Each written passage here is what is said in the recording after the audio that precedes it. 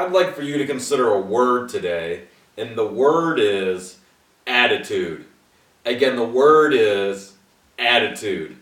Webster's dictionary defines the word attitude as the way you think or feel about someone or something.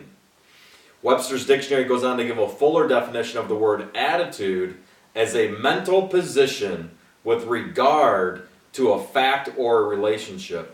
And we're going to come back to that definition again in a moment, but before I do, I'd like to share with you two powerful quotes that are in the world.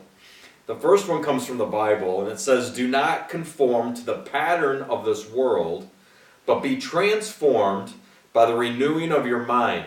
Then you will be able to test and approve what God's will is, His good, pleasing, and perfect will." And there's another quote in the world that comes from an unknown source, but it says, "Attitude is a little thing that makes a big difference." And I think that we can all agree that attitude does make a big, big difference. And so if I can just pause and go back to the definition for just a moment, Webster's dictionary again defines attitude as the way you think or feel. And I think that those are important couple of words to just sit and pause and kind of pull apart a little bit. It's a way that you think or feel. And so thinking and feeling are two important words for growth. The way you think and the way you feel. And so that's an important distinction to make for you as you learn to grow through this word attitude. Which one drives the other? Does your thinking drive your emotions, or do your emotions drive your thinking? Does your thinking drive your emotions, or do your emotions drive your thinking? And there's always different methodologies and different points of view of which one drives which one and which one is predominant over the other. And so I'm going to share with you my experience on what I believe is the way to move through that. And then also it says a mental position. So obviously it has something to do with the mind, the way you're thinking, and the way that you're feeling. And these are extremely, extremely important places to pause and think and pull apart this word attitude so that you can get maximum growth out of it. And we've all heard the phrase that attitude is everything. And I think that that's an important quote, but I think that sometimes you got to be careful with the phrase attitude is everything. Because I don't know that it is everything. I know that it is an extremely important part of the way that you move through the world, but I don't know that it goes so far to say that it encompasses everything. And so I want to challenge that position with you for just a moment, because I believe that there is a source of power that you can tap into that will help drive your attitude. And so I think that this source of power is something that you have to realize, that as you move through your life, that your attitude can take one of two positions. You can have a positive attitude, or you can have a very negative attitude.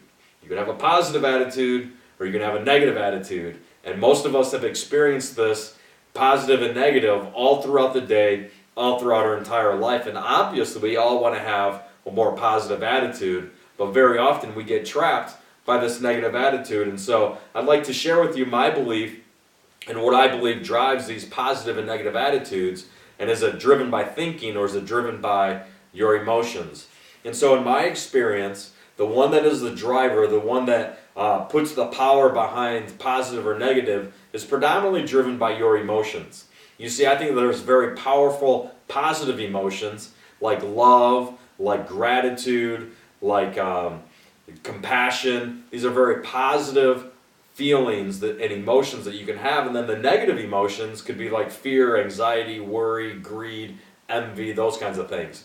And I believe that if you go unchecked, your negative emotions can continue to fill up like filling a water container up, that every day, if you have negative emotions, it's just making this container bigger and bigger and bigger, and pretty soon you're carrying around this massive load on you of negative emotions. And from my experience, if you're carrying these negative emotions, or even if you have the opportunity to carry very positive emotions, that your emotional framework is what drives or attracts your thinking to you.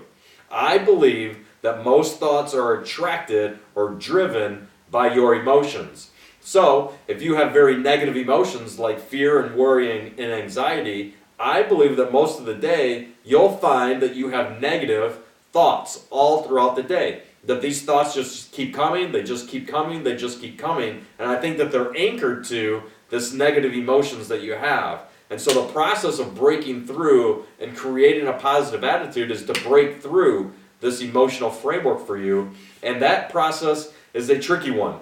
You have to, first of all, identify what is the number one negative emotion that is holding you back.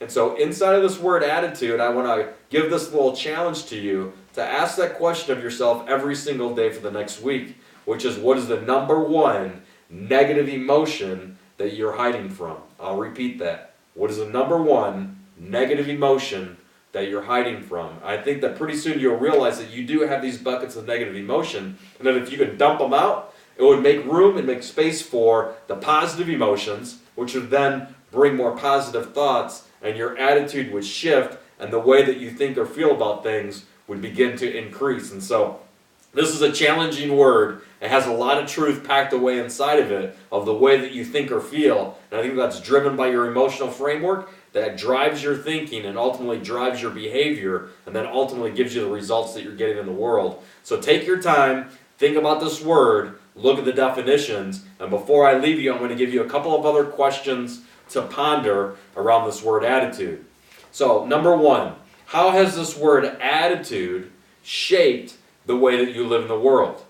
How has this word attitude shaped the way that you live in the world? Number two, how has this word attitude shaped the way that you build and grow your relationships? How has this word attitude shaped the way that you build and grow your relationships? And then number three, how could you utilize your new awareness of this word attitude to unlock some hidden capacity that sits inside of you? How could you utilize your new awareness of this word attitude that could unlock some hidden capacity that's still inside of you? This is a challenging word, attitude. It is the way that you think or feel. Take a look at yourself, take a look at the emotions, and always ride the wave of life, and always play big.